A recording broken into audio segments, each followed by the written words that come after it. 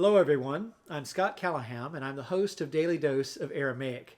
We're celebrating today 2 years of Daily Dose of Aramaic, this podcast. And to celebrate, we're welcoming Dr. William Fullilove to our program. So I hope you enjoy this interview. Well, welcome everybody to this special bonus edition of Daily Dose of Aramaic. I love these episodes.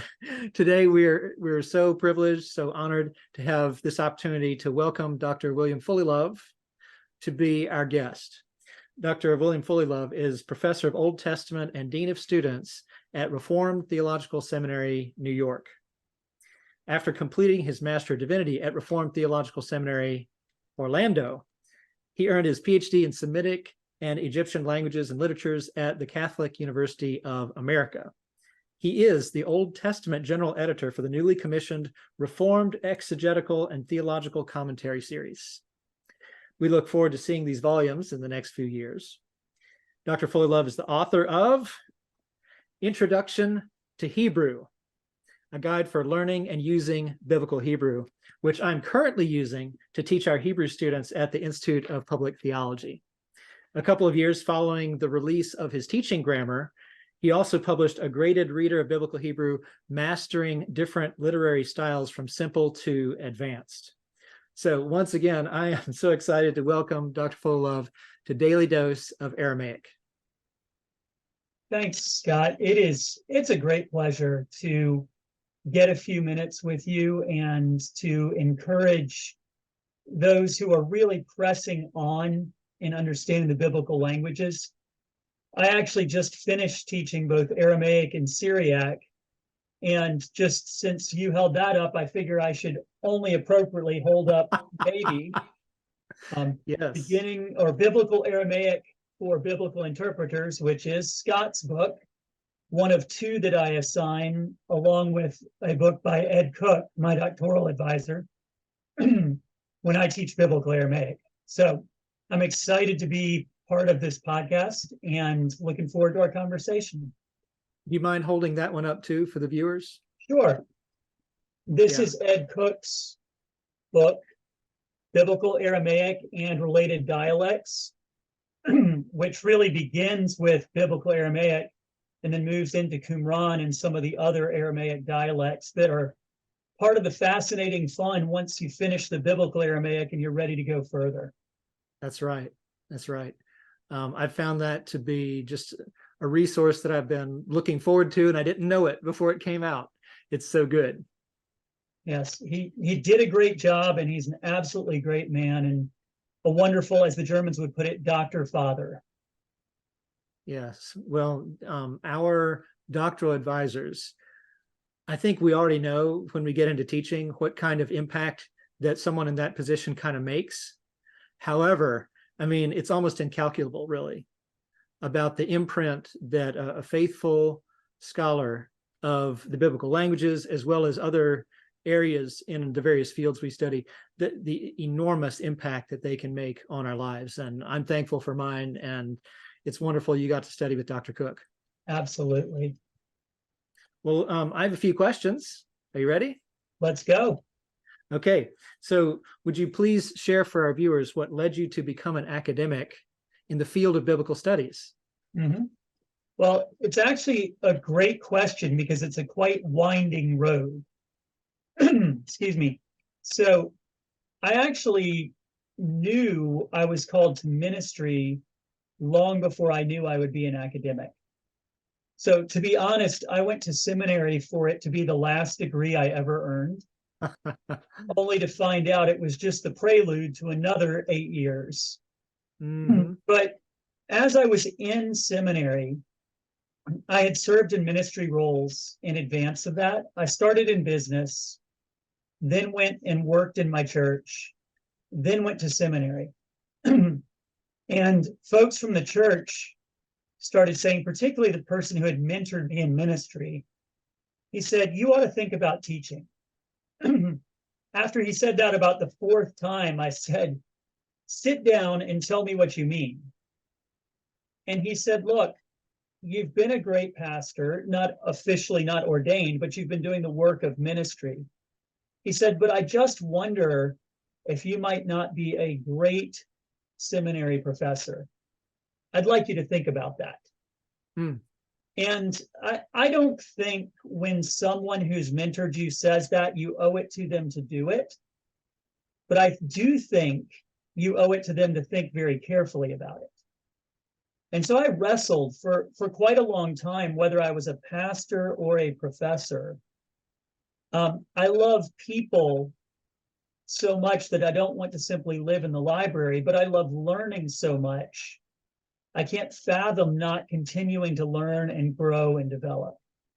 And eventually I was able to fuse the two of them. And so I set off on this vision to be both pastor and professor. The challenge of that vision, as you know, is you need a whole PhD. And so I did the academic work, and I have the great fun of serving both as a pastor in a local church and as a professor. And the blend of the two means I'm often quite busy, but quite happy. That's fantastic. And interestingly, it's a common thread for many of the folks that we've had on Daily Dose of Aramaic for our special episodes, of having a really strong ministry calling and background, leading just very naturally into academic study of the Bible. And it sounds like what you're saying, it's a very life-giving combination, right? Absolutely. And when you think about it, good theology is built on good exegesis, and good exegesis is built on good translation, and it's deeply enriched by knowing the language as well. So it's an incredibly easy path from one to the next to the next. At Reformed Theological Seminary, where I teach, we laugh regularly because we have 3 Old Testament professors, each of whom has written a grammar. But we don't view that as, well, I know even Miles, one of those, has been on this podcast. We don't view that as us versus each other. We love that fact because it says we are very, very serious about enriching exegesis by really knowing the languages. Yes, yes. Well, maybe this is a good time for me to just testify about your Hebrew grammar. I've taught with other Hebrew grammars, and that was necessary in the past in a Chinese teaching environment and everything like that. But I absolutely love the written exercises at the end of each chapter. And that's one of, I think, the unique contributions that sets your grammar apart from many of the fine available teaching grammars that are out there. Oh man, Scott, flattery will get you everywhere. Thank you. So what you're saying, there are a couple things that motivated me to write it. And what we should say immediately is there are a bunch of good Hebrew grammars. And teaching Hebrew is particularly challenging. And it means that it's very easy to not quite like anything available. But particularly what I was looking to do were a couple things. One was to take a grammar and really bake in the most current research, linguistically and otherwise. There are a good number of grammars that succeed at teaching an intro student something, and it sounds great. But then when you get more advanced in the language, you realize you have to deprogram them and say, well, I know they taught you that, but that's not really true. And I wanted to build a grammar so that if somebody kept going past the teaching grammar and they got into more advanced study of the language, they wouldn't be having to sort of unlearn the areas they were not lied to, but the pedagogical fictions that had been used by the grammar they learned from. And so it's an attempt to make sure that though things have to be more simplified when you're starting, they're not false, they're not inaccurate towards what's really going on. But then the second thing is what you mentioned, which is, I think 10 or 15, much less 20 years ago, you could have students take Hebrew 1 and 2 or Greek 1 and 2, and you could say to them effectively, I know it won't be obvious why this matters, but just hang on until Hebrew 3, and then we'll show you how important this is. Right. Well, maybe 20 years ago, students would do that, but these days they don't. These days they need to see why what they're doing matters very quickly. and that's due to some things that are not even bad. Bible software has come so far, and the helps that are out there have come so far, that there is this implicit question. People say, well, why learn Hebrew when I can just roll over it with my mouse? Yes. And the attempt was to take the things you would usually teach in an advanced Hebrew class that showed people why it mattered in their Bible and bring them all the way back to chapter 1. Yes. And so for any people viewing the podcast who haven't seen what Scott's talking about, these exercises, at the end of each chapter, you have the traditional exercises like verbs and vocabulary and translation. But then there's a second set of exercises that really push right into the Hebrew Bible and help people see from chapter 1 on things that they never could have seen in their English Bible that just make the Bible more rich. And so it's an attempt to do that not by telling people what matters, but by helping them actually experience what matters by doing it themselves. Yes, yes. And so a student who is willing and required to go through those written exercises, then it's the thrill of discovery each week. Well, and I'll tell you what also happened that I never saw coming. The first year that the grammar came out, it came out right at the beginning of the fall.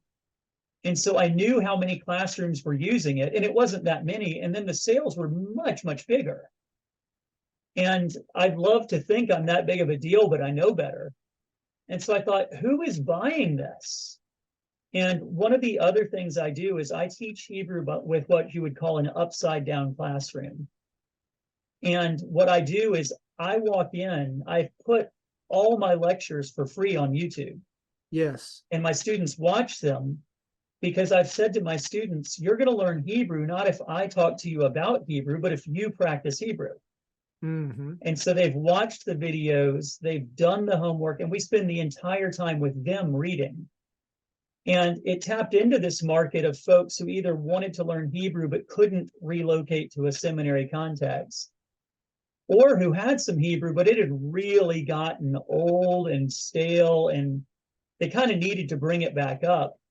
And so I, without even knowing it, tapped into this set of people in churches and otherwise who found this was a great way to take some time on their own with the language and either get it for the first time or get it back up to speed.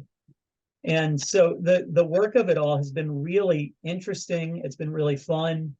And for a guy who still thinks of himself as much as an Aramaist, as a Hebraist, it's been really fun to have both sides of the Old Testament scripture sort of functioning well in my work and in my teaching.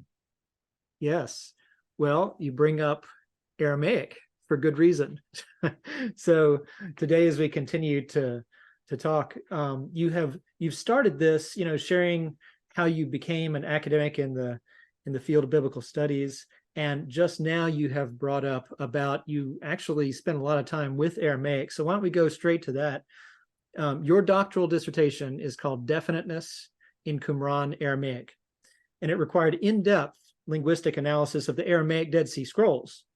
Could you provide an overview of the findings from your research, ranging from general issues to the specific one, actually, that I think our viewers would be interested in as well, that you raise in the dissertation, the implications for understanding the phrase "Son of Man" in its theological implications, as the New Testament employs it and so forth.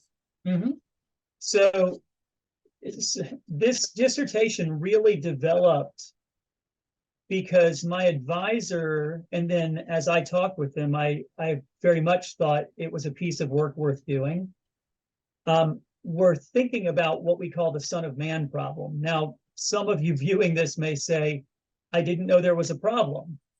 What's the problem? Exactly. What is the problem? So Jesus uses this phrase, Son of Man, and there is an endless amount of scholarship from people who are trying to say, what does Jesus mean when he says the Son of Man in the Gospels instead of a Son of Man?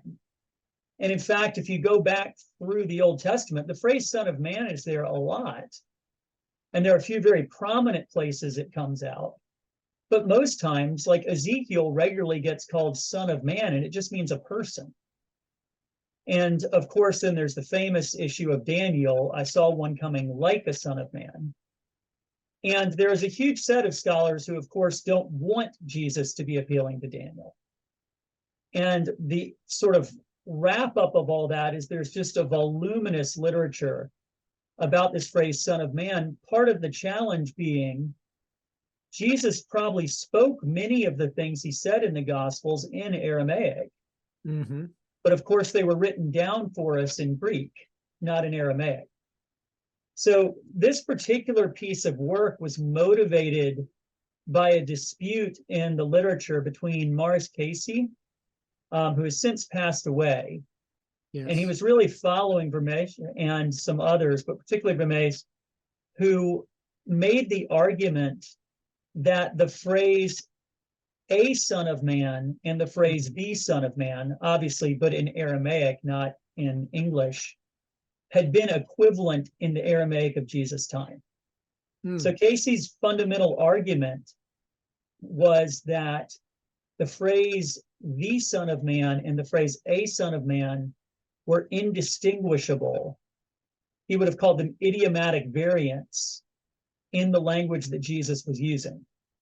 And what Casey then did with that, I think I would say claimed insight, is he sifted all the Son of Man sayings in the Gospels, and he ruled out any of them as inauthentic if they could not relate to any human being, as opposed to Jesus in particular.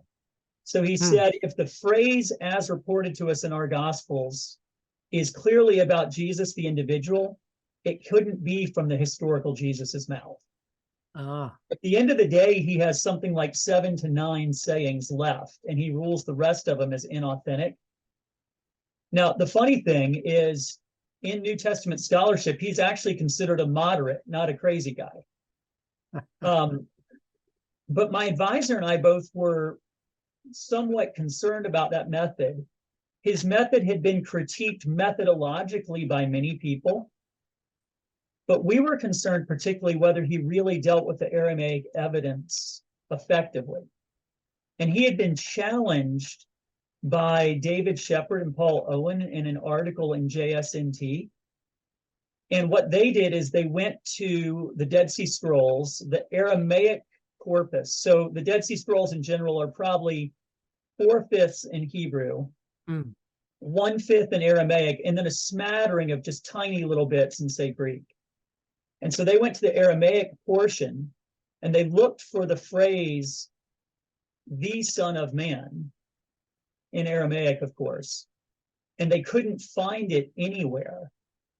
If what you call in Aramaic the emphatic state is considered the, well, it's not there. And so Owen and Shepard challenged Casey, and they said, if these were actually free variants, equally interchangeable, we ought to be able to find it in this whole pile of Aramaic from the Dead Sea Scrolls. We can't. And so their implicit argument was, Jesus is doing something revolutionary. He is consciously choosing to take this phrase that was always a son of man and instead turn it into the Son of Man, because he does intend to talk about himself as a single individual. Well, Casey responded and said, look, there's just not that much Dead Sea Scrolls Aramaic left to us. And even what's left to us, many of the documents are very partial. They were eaten away by the thousands of years in the caves. And even though the environment around the Dead Sea is super dry, you give it thousands of years, scrolls decay. And so Casey basically said, it should have been there, and it would have been there if we had everything. Well, I think Casey is right that there's not enough to make a decision based on just whether this word occurs. But what my advisor had realized, and I as a grad student entered to do the work, was the feature linguistically of nominal state, whether something's in what you could call the emphatic state or the absolute state, is prevalent, every noun in the Dead Sea Scrolls becomes relevant to that discussion. And so even though what we call the lexeme, the particular phrase son of man, is not common enough to make a conclusion, the grammatical state is common enough to make a conclusion. You can actually statistically analyze it. So what the dissertation did was work through every nominal phrase in Dead Sea Scrolls Aramaic, Qumran Aramaic, to say, does this determined state or emphatic state connect to the definiteness of the term? And it was overwhelming that it does. Huh. And so what that effectively does is kick out one of the major pillars underneath Casey's argument. Because Qumran Aramaic, though not identical to the Aramaic Jesus would have spoken, is probably the best proxy we have. Qumran's a library more than a dialect, but it gives you a good sense of Western Aramaic. And when you said what we call the determined state, it seems very apparent you meant the, not a. And so at the end of the day, it helps resolve this scholarly debate that was happening between Owen and Shepard versus Casey. And it makes Casey look like he's standing on a thinner and thinner leg with the argument he was making. That was the fundamental work of that particular project. That's fantastic. Wow. All right. Well, are we ever going to see that in publication? I dearly hope so. You know, busy people can only get through the publishers so fast, but yes. I am still working to get it cleaned up in the way I want it to be cleaned up for a book form as opposed to a dissertation form. Yes. So hopefully soon you can pray for it. Okay. Okay. Well, let me ask you this. Aramaic, we've been talking about it. In your view, what do we gain by including Aramaic alongside Hebrew and Greek in our theological training? Sure. Well, there's the obvious short version, which is a few of my students a couple years ago finishing Hebrew, which is required in the curriculum, came back to me and they said, we are so close.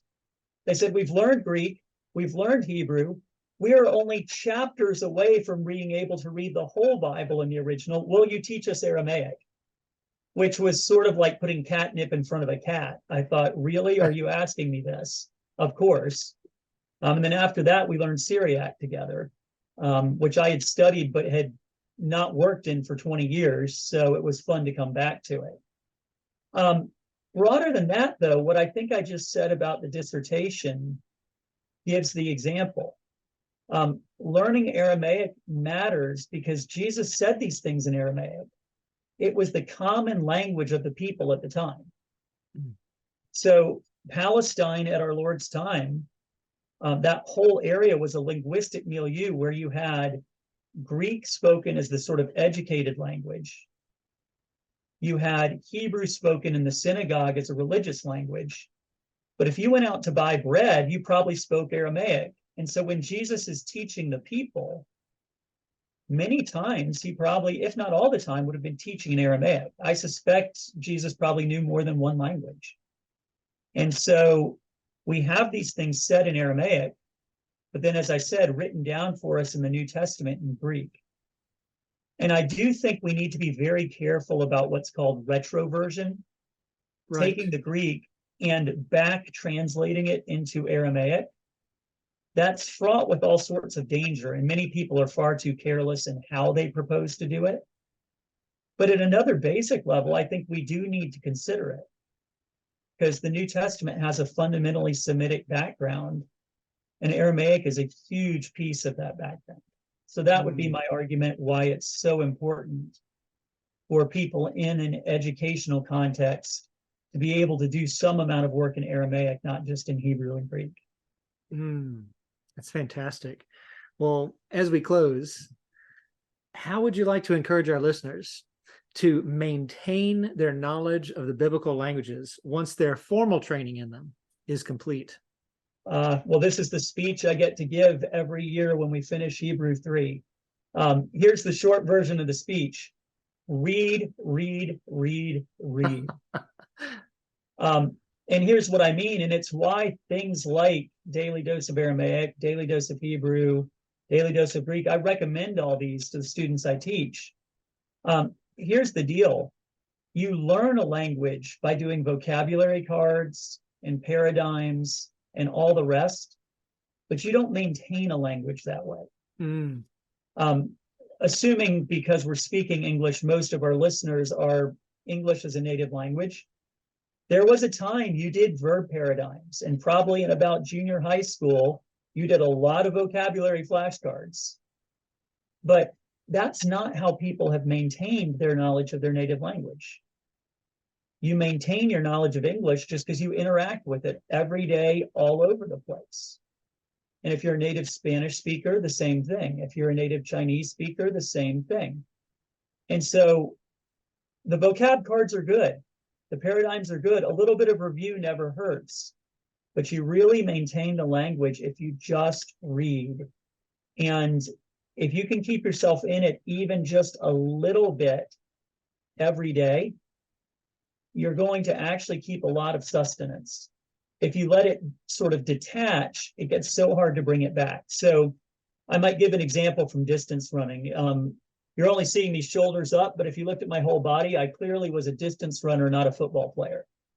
When you're in a distance race and you've got, say, a little pack or another person, if you stay up on the person's shoulder, if you keep contact, it kind of pulls you along.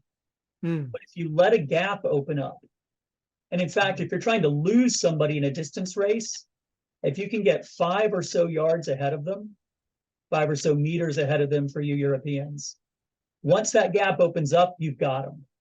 They'll drop off the pace. And so by analogy, I'd say this, just keep doing it. Even if it's a tiny bit every day, even if it's just the video every day, because that's going to keep you in contact and it's going to keep the gap from opening up. And you can get a language back, but it's a whole lot easier not to waste all the effort you put in to get it the first time. So just keep reading and reading and reading, and you'll be amazed as time goes by how it starts to really sink into your heart in a way that you really get it. That'd be my best advice. Wow. Well, thank you so much, because not only did we have the opportunity to talk about your work, but here we are on Daily Dose of Aramaic, encouraging students to keep up their work. And if they are going to do that with Daily Dose of Aramaic, that's wonderful. So thank you for your encouragement to all of our viewers today. Absolutely. Thank you for having me part of this conversation. It's quite a joy, Scott. All right. Well, we'll see you at some point. I hope that we have the opportunity to meet at a professional meeting or something else. I will look forward to it. Okay. Well, thanks so much. All right. Very good. Bye-bye.